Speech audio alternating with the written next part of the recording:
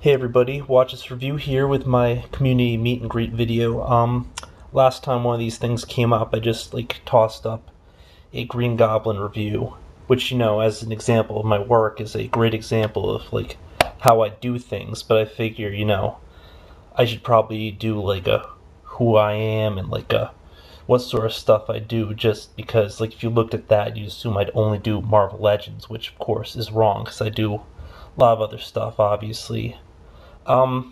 Before I get into talking or anything, I just want to give a nod to poor Tiamat who did not fit in the display. Did not fit in. Wanted to squeeze her in there, but no such luck.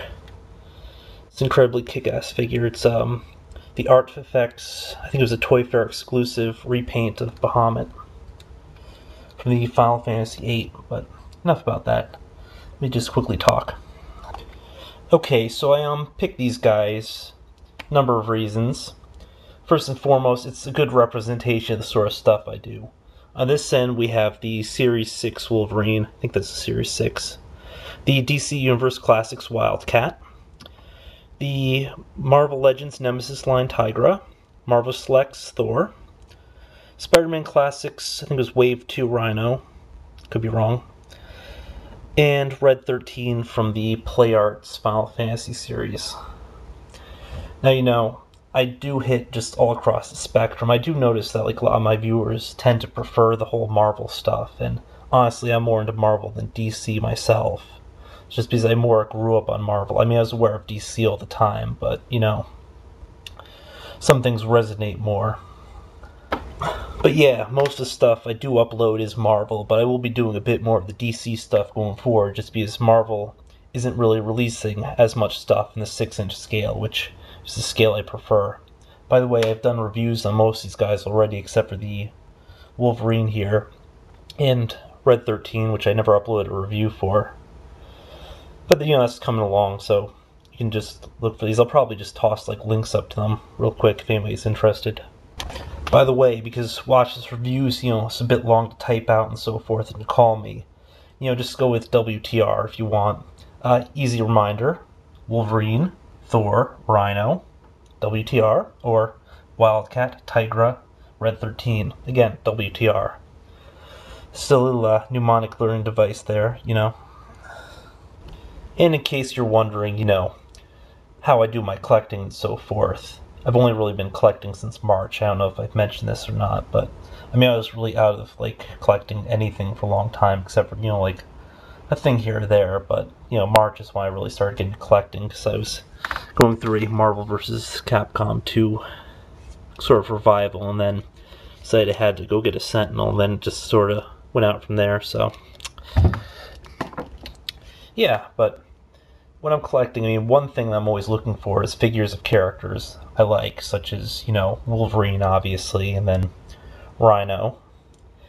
And then, of course, the other thing is characters who have sort of specifications of what I look for, Now, that would be most notably, articulation, but not just any articulation. It's gotta be articulation where you can't really tell it's articulation, where I think Tigra here is a marvelous sculpt just because it hides the articulation so well.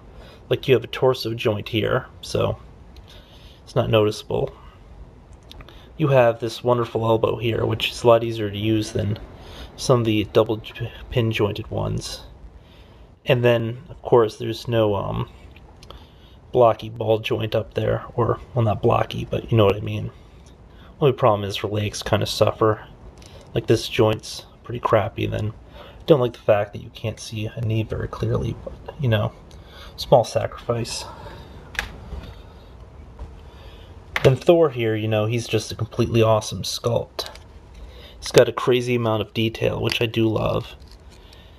And he's basically got, a lot of the essential articulation. The one thing that I don't like about him is the fact that you don't really have any way to help him fly. You don't have a peg hole in the back or anything, but I guess you can rig something together. Just look at that. This is the Marvel Selects Thor. Now, Red 13's wonderful. I was a fan of him in the Final Fantasy VII, although I'm not a huge Final Fantasy VII fan per se, but I mean, I just love the way that they did the articulation here with the crazy floating shoulders. And then just the multiple points all along the leg. It's just a totally kick-ass way to do it. In addition to, at the bangles, he can actually twist both immediately above and immediately below the bangle in some areas. It doesn't do it on this leg for some reason, but as you can see right here, I can move the whole bangle there. Then I can also move right below the bangle. He's got multiple points right down here. This is one of the coolest articulation jobs I've ever seen. Just in terms of, you know, for these non-human sculpts especially. Whoops. There it goes. Now Wildcat over here, Wildcat I really like. This is the purple version. I don't like the black version as much. This just looks a lot nicer for some reason. Now, I wasn't, like, tremendously into DC, although I did watch the DC Universe. I mean, not DC Universe, the Justice League Unlimited and the Justice League series. Then I started to go back and watch it again, and I was starting to really get into it. The problem with the DC Universe Classics is they kind of recycle a lot of their sculpts and so forth, but because he's a different color and so forth, it's not as noticeable.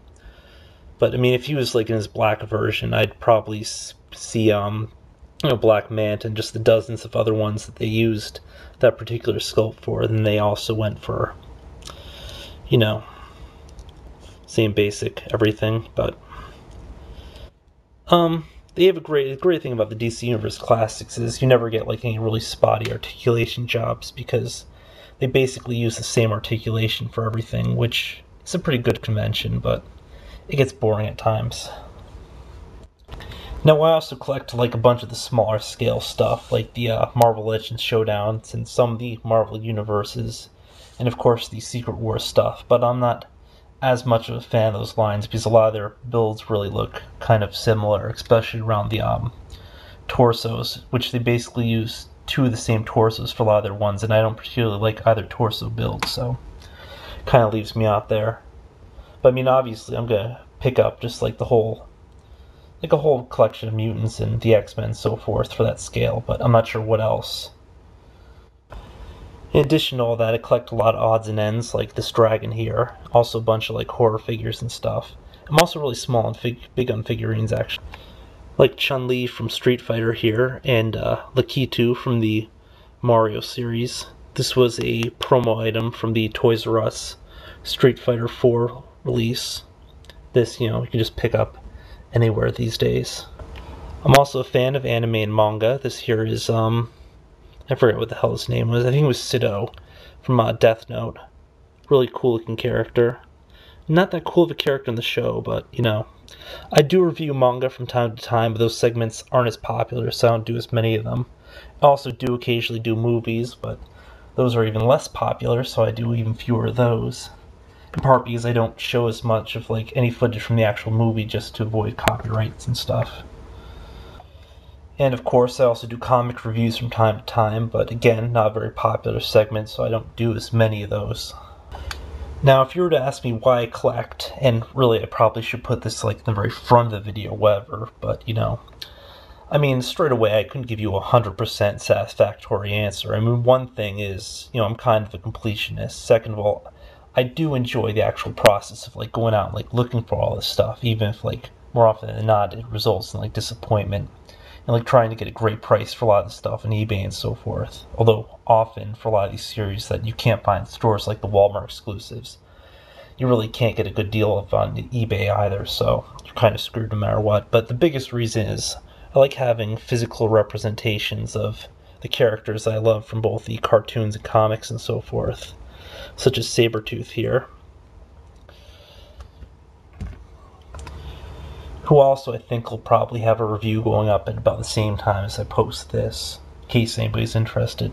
But I mean, I think the largest part of it's just been a natural progression of things. I got into trading cards and Monster in my pockets as a kid, and it's just sort of built from there, where I like to like gather stuff, and I've just never really been able to like get rid of stuff. Like every job I've ever worked, I have like all the documentation and so forth that I've saved from those jobs, which gets a little messy at times, and I think some of it might be confidential, so probably not a good idea. few last things. Although I do collect like the busts and so forth, I probably won't bother like showing them off in individual videos, just because, I mean, what's the point? You can usually find a better picture of them online. Also, I don't really do like full collection pics because I don't have just like one solid setup anywhere. In fact, I don't even like do a lot of setups half the time because I'm just really terrible at organizing. I'm just constantly moving stuff around, so it just doesn't really work out for whatever reason. But for all of you who have made it to the end of this video, I applaud you. I thank you, and if you're interested, be sure to subscribe to my channel. Check out a lot of my other vids. Maybe if you don't like this vid in particular, check out like a few of my reviews or so forth. But until next time.